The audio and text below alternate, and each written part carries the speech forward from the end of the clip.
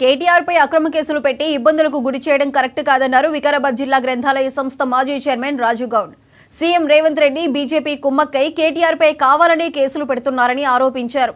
గతంలో పొంగులేటి శ్రీనివాస్ రెడ్డి ఇంట్లో తనిఖీలు చేపట్టి డాక్యుమెంట్లు, పెద్ద మొత్తంలో నగదు, రికార్డులు దొరికినా ఈడీ ఎలాంటి చర్యలు తీసుకోలేదన్నారు. బీజేపీకి కాంగ్రెస్ సపోర్ట్ చేస్తూ బీఆర్ఎస్ నేతలను ఇబ్బందులకు గురి చేసేలా కుట్ర చేస్తుందని మండిపడ్డారు. కాంగ్రెస్ ప్రభుత్వానికి చిత్తశుద్ధి ఉంటే 6 గ్యారంటీలను అమలు చేయాలని డిమాండ్ చేశారు. నమస్కారాలు. తెలంగాణ ప్రజలందరూ గుర్తుపెట్టుకునాలే, తప్పు చేయలేము, తల వంచము ఎవరికి. తెలంగాణ రాష్ట్రంలో తెలంగాణ రాష్ట్ర సమితి ఉన్నప్పుడు గత 10 సంవత్సరాలు జరిగిన అభివృద్ధి కానీ సంక్షేమం కానీ ప్రజలందరూ కూడా తెలిసిన విషయమే.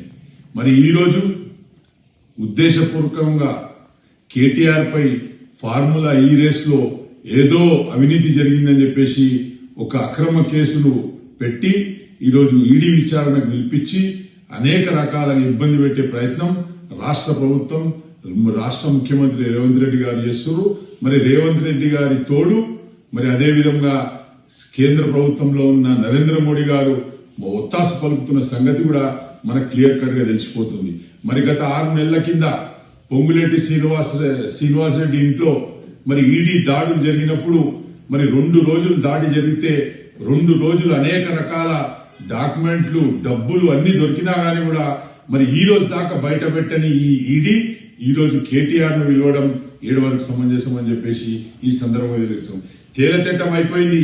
ఈ రాష్ట్రంలో నరేంద్ర మోడీ, రేవంత్ రెడ్డి ఇద్దరు కలిసి బీఆర్ఎస్ పార్టీని ఇబ్బంది పెట్టాలని ప్రయత్నం చేస్తున్నారు. కానీ మీ తరం కాదు బీఆర్ఎస్ పార్టీని ఇబ్బంది పెట్టేది. బీఆర్ఎస్ పార్టీ అనేది 4 కోట్ల తెలంగాణ ప్రజల గుండెల్లో ఉన్న పార్టీ కాబట్టి ఆ పార్టీకి ఇలాంటి శిల్పి శాస్త్రాలతోటి ఏమి కూడా ఇబ్బంది జరగదని చెప్పేసి కూడా ఈ సందర్భంగా చెప్పుకుంటూ, ఖచ్చితంగా రాబోయే దినాల్లో ఏవైతే నువ్వు 6 గ్యారంటీలు ఇచ్చినావో, 420 హామీలు ఇచ్చినావో, నువ్వు ఎన్ని అక్రమాల కేసులు పెట్టుకున్నా, ఎన్ని దౌర్జన్యాలు చేసినా ఖచ్చితంగా టీఆర్ఎస్ కార్యకర్తలు ప్రతి ఒక్కరు కూడా ఎక్కడికక్కడ స్పందిస్తారు, నిన్ను నిలదీస్తారు. నువ్వు ఎన్ని కేసులు పెట్టుకో, 1,00,000 కేటీఆర్లు ఉడతారు, ఇంకా 1,00,000 మంది కేసీఆర్లు ఉడతారు ఈ తెలంగాణ రాష్ట్రం కాపాడుకొని అని చెప్పేసి. వికారాబాద్ జిల్లా